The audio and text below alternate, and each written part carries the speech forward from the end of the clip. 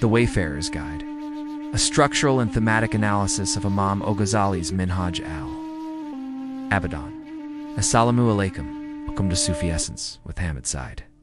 In the vast landscape of Islamic intellectual history, few figures loom as large or cast a shadow as profound as Abu Hamid al-Ghazali, the theologian, jurist, and mystic. Ghazali's life was a testament to a relentless pursuit of truth that culminated in a spiritual transformation.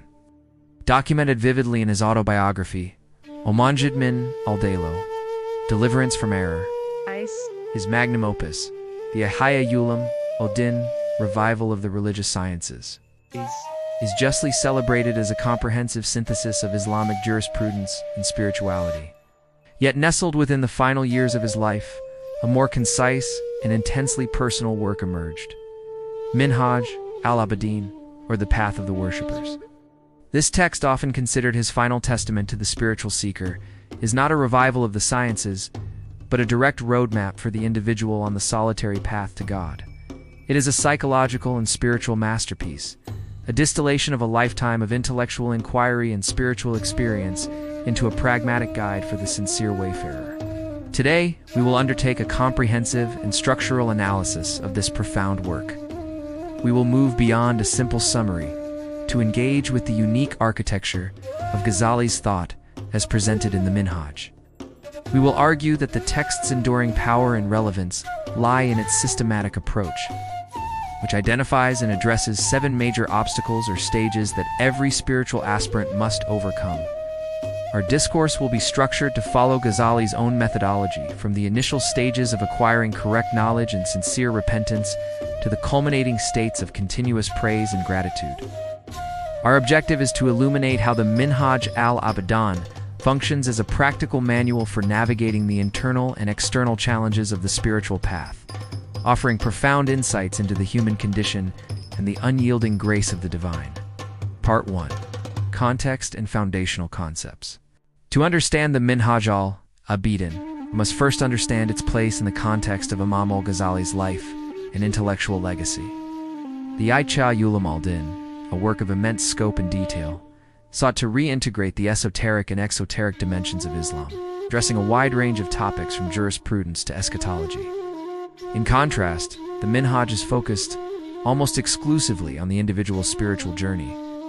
It is a personal letter to the wayfarer, born from a life of intense spiritual struggle and eventual tranquility. Ghazali himself states in the introduction that he wrote this book for those who feel the path to God is too difficult and fraught with peril, offering them a clear and accessible guide. The structural genius of the Minhaj is its organization around 7 distinct Aqabat obstacles or stages. These are not merely chapters. They are a psychological and spiritual progression that reflects the actual journey of the seeker. Ghazali frames the path to God as a series of hurdles that must be cleared in a specific order. Each obstacle is a challenge, and the book's purpose is to provide the seeker with the knowledge and the spiritual tools to overcome it. This systematic approach, deeply rooted in Ghazali's profound understanding of human nature, makes the Minhaj an incredibly effective manual for the solitary spiritual traveler. The 7 obstacles are as follows. The obstacle of knowledge, Aqabat al-Am. The obstacle of repentance, Aqabat al-Tawbah. The obstacle of obstacles, Aqabat al-Awiq. The obstacle of motivations, Aqabat al-Bath. The obstacle of blemishes, Aqabat al-Wadi. The obstacle of manifestations, Aqabat al-Madhar. The obstacle of praise and gratitude, Aqabat al-Hamdwa al-Shuka. This structure provides a comprehensive framework, moving from the theoretical and foundational aspects of the journey to the subtle and advanced challenges, culminating in the highest states of spiritual perfection. Part 2. The first 3 obstacles: knowledge, repentance, and the wayfarer's foes. Ghazali begins his guide by establishing the necessary preconditions for the spiritual path. Before delving into the more practical and psychological challenges, the obstacle of knowledge, Aqabat al-Ilm. The first obstacle is the need for correct and foundational knowledge. Ghazali, a scholar of immense repute, paradoxically, begins his guide by warning against knowledge that is merely academic and not transformative. The knowledge required here is not just of jurisprudence or theology, but of the spiritual path itself. The seeker must know the purpose of their journey, the tools they will need, the dangers they will face, and the destination they seek. This knowledge is twofold. First, the knowledge of God and His names and attributes, and second, the knowledge of the self and its deficiencies. This is a critical first step, as Ghazali argues that without this fundamental understanding, all action is ultimately fruitless. The seeker who acts without knowledge is like a traveler who embarks on a long journey without a map, destined to get lost. The obstacle of repentance, Aqabat al-Tawbah. The second obstacle is repentance. Ghazali presents repentance not as a one-time event, but as a continuous state of being, a constant process of turning away from sin and toward God. He breaks down repentance into three essential components: remorse, nadama, the deep sorrow and regret for past transgressions; resolve, a firm decision to never return to the sin; action, amal, making amends and correcting the harm caused by the sin. Ghazali emphasizes that this stage is a profound psychological and spiritual cleansing. It is the act of emptying the heart of its filth to make space for the divine. Without sincere repentance, the seeker's journey is like trying to plant a seed in barren, stony ground. The soil of the heart must be tilled and purified before the seeds of divine love can take root. The obstacle of obstacles, Aqabat al-Weak. This is where Ghazali's practical wisdom truly shines. The third obstacle is the acknowledgement and confrontation of the four major enemies of the Wayfarer. These are the external and internal forces that actively seek to derail the seeker's journey. Ghazali identifies them as the world dunya, not the physical world itself, but the excessive love of it, its attachments, its fleeting pleasures, and its distractions. Ghazali argues that the world is a means, not an end, and becoming attached to it is a profound spiritual disease. Creation calc. The people around us. The seeker's attachment to the praise or censure of others, the desire for status, and the fear of social opinion are all subtle yet powerful obstacles. Ghazali advises that the seeker must be in the world but not of it, maintaining a detachment from the opinions and judgments of others. The devil Shaitan. Ghazali presents Shaitan not as a mythical figure, but as a very real, insidious force that uses deception and insinuation to lead the seeker astray. He provides practical guidance on how to recognize Shaitan's whispers and how to seek refuge in God. The ego nafs. Ghazali considers the ego to be the greatest and most insidious of all obstacles. It is the source of all spiritual diseases, from pride and arrogance to lust and greed. He argues that the ego is the inner devil, a constant source of rebellion against God, and that the spiritual journey is ultimately a battle against the ego. By addressing these four obstacles, Ghazali provides the seeker with a realistic and honest appraisal of the challenges they will face, equipping them with the knowledge to recognize their foes and the resolve to confront them. Part 3. The Inner Journey. Motivations, blemishes, and manifestations. The central part of the Minhaj deals with the advanced, and often more subtle, spiritual diseases that plague the seeker even after they have progressed on the path. This section is a deep dive into spiritual psychology, a testament to Ghazali's own experience of the path. The obstacle of motivations, Aqabat al-Both. Having overcome the external obstacles, the seeker must now confront the inner world of intentions. This obstacle is the battle for the purity of one's motivation. Ghazali argues that the greatest obstacle for the advanced seeker is not a visible sin, but a hidden, spiritual disease, hypocrisy. This is the desire for praise and recognition from others for one's good deeds. The ego is so cunning that it can even use worship and piety as a means of self-aggrandizement. Ghazali provides a detailed analysis of the different forms of hypocrisy, from the subtle desire for a good reputation to the outward performance of devotion for the sake of others. He teaches that the only way to overcome this obstacle is to cultivate ikhlas, sincerity, a state of being in which all actions are performed solely for the sake of God. The obstacle of blemishes, Aqabati al-Kawati.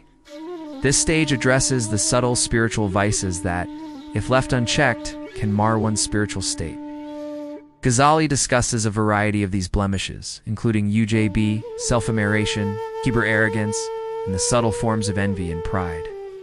These are not just character flaws, but profound spiritual diseases that can negate the effects of a lifetime of worship.